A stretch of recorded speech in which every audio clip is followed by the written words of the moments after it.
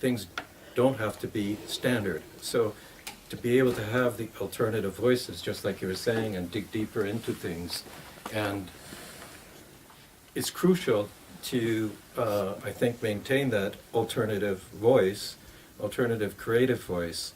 And so I don't know if it's a truth or it's a lie, but at least to have something in contradiction to the other is extremely important.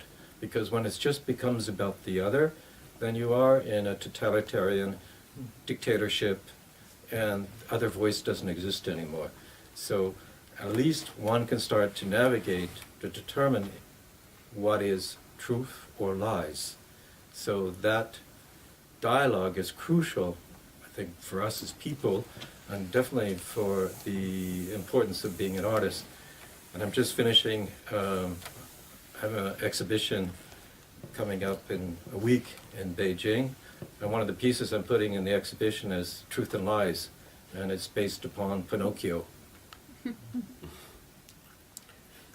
And do you think that as Tony said, that when in the 70s the European cinema, and then in the 60s also, was something which came against Hollywood in a certain sense? Do you think that today it's more from the art world that these inspirations come? More from the where? That in the 60s and 70s, Yeah. European cinema was like an opening Right. a window Right. to the Hollywood movies Right. you or Tony grew Right. up with.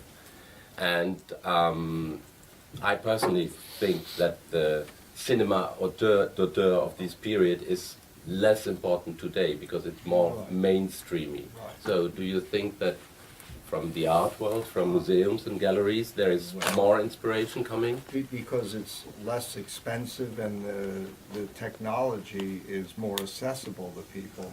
It allows different voices, more voices that, to explore different subject matter. So in a way, the art world has changed towards moving images. We were talking about this the other day, the people like in the 80s, you know, like Robert Longo and the different artists that got involved in cinema kind of, for me, worked in the same language of cinema, you know, or traditional cinema.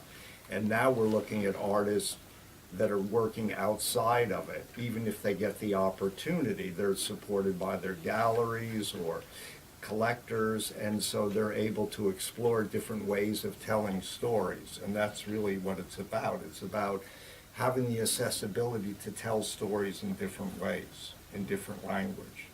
And so they don't have to be codified by Hollywood or the tech, or how can I say it? It isn't just Hollywood, because it's a process of how you make a film. You know, it's the language of how you make the film.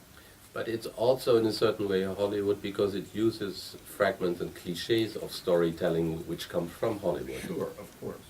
And when I was deeply involved in Tony's artwork in the 90s, you were very much influenced in a certain sense also by Hollywood, or you seem to be, because it was a really major, popular cultural stream. I mean, we all were, more or less. And I have the impression that today this cultural stream is getting less important because also more boring. Or am I wrong? I wouldn't use the word boring, just maybe yes, boring, but it's just what I said about it becoming very predictable and very standardized. So there's very few surprises happening. You know, I was looking at, oops, I shouldn't say this, but I was looking at all the bags by Louis Vuitton, etc. And it looks like these guys are really trying to grab, because they're starting to empty out, like, you know, and they're doing tattoos from popular culture on the bags. So they're trying to revitalize an industry that's starting to reach a certain point. And I think Hollywood had the same phenomenon occur. And it seems like even relative to TV right now, Hollywood's taking a slap from TV series that seem to come at them pretty strongly. And the TV series had a much flexible budget. Technologically, they were smart. They were coming out of MTV. young producers were doing things in a way that Hollywood wasn't. So even within their own industry, and TV sort of undermined a lot of the kind of established Hollywood thinking. And like you were saying as well, the art world, Schnabel, artists trying to make art, and shifting into the cinema world also started to shift it around. Somebody like early people like Vito Acconci's Red Tapes, extraordinary videotapes, I think had a profound influence on a number of major filmmakers. And that's coming through the art world. And I think the fashion industry, all of that, always looking somehow to us, the art world, to try and revitalize, if they're being smart, at least. Nina, when you said that before you created the show with Christian Jankowski, you were like we all going to museums, seeing video art. It was a period in, especially, let's say, the 80s, 90s, when video art had this cliche that it was boring, because the narration often was within real time, it was more installation-like. And in films like these, or in films you see more by artists, it's more about storytelling. How do you say, is this also, and this is your attraction, maybe that things are experienced in storytelling that you had before more in theater and that are more reflecting our time today in the art world? Are there more, is it more like it was a mirror of the mass media of today?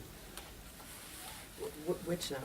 The theater? No, or the videos you see, starting with Christian Jankowski, Yeah. who are narrative videos, which are not abstract experimental videos, which are storytelling videos. And we live in an era where everybody's storytelling. I mean, I think it's in the film by Johann Grima Press where the South American philosopher Galeano says it, that we are made out of stories. Much more than we are made out of emotions or our physical attributes. Yeah.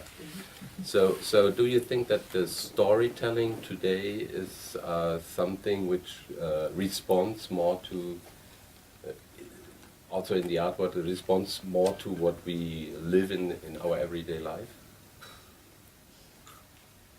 Yeah, maybe. Maybe especially now, it's necessary that we get back to telling each other the stories of our lives, you know, and maybe in a more narrative form, and to get down to the bottom and the roots of who we are, you know. And it can have so many. I just met Laurie Anderson by chance, and for me she's like a very strong storyteller, and she does it also with a lot of humor, and you sometimes don't know where these stories lead you to, and you just follow along, and I guess that's what these films do as well.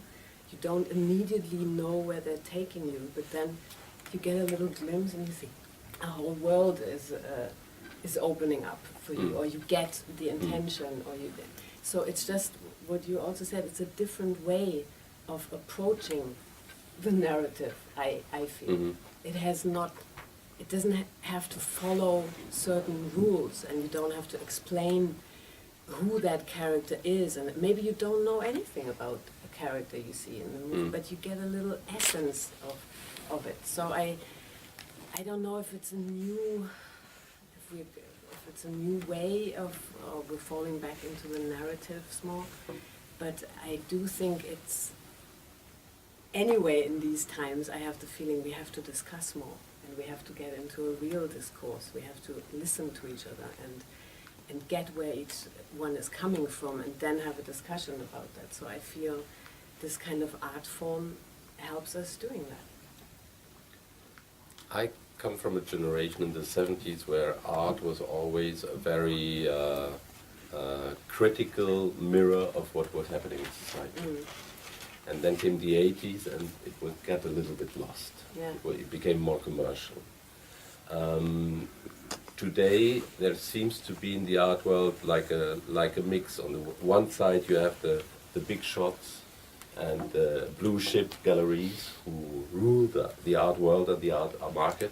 And on the other side, you have artists like who make films like this, and finally who are not playing an important role because there is no secondary market, there is no speculation around films by artists.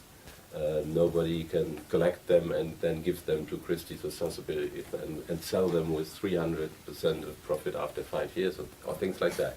It's a completely different behavior. What about filmmaking, cinema making, movie making in America? Ed, is that the same? Are there like two worlds? I mean, there were also the 70s and early 80s when you had a new generation of American directors coming up. You hope so, but many young filmmakers use it as a way to get into Hollywood, and then. But I think there's the exception of the voices everywhere, you know. But on one hand, I could say the filmmakers in America, I think Todd, you know, is a unique voice, and even though he's unique in the sense that he can take money from the industry and still make very personal films, but he's an exception. Gus Van Sant, I don't know, he goes back and forth between the two worlds. Yep. Somewhat successful, sometimes not. There's Jim Jarmusch. I think he is able to keep his voice. You know, if his films work or not, at least it's his world. You know, but there are very few American filmmakers because the support system in America is through commercial means. You don't get to make films unless people think they're going to get some return. I also work with Todd Solensen. He's another exception where maybe this is always the idea the grass is greener on the other side. I look to Europe, and Europe is, many of your artists and filmmakers are financed through grants and state money and television that allows the artist to explore more personal means.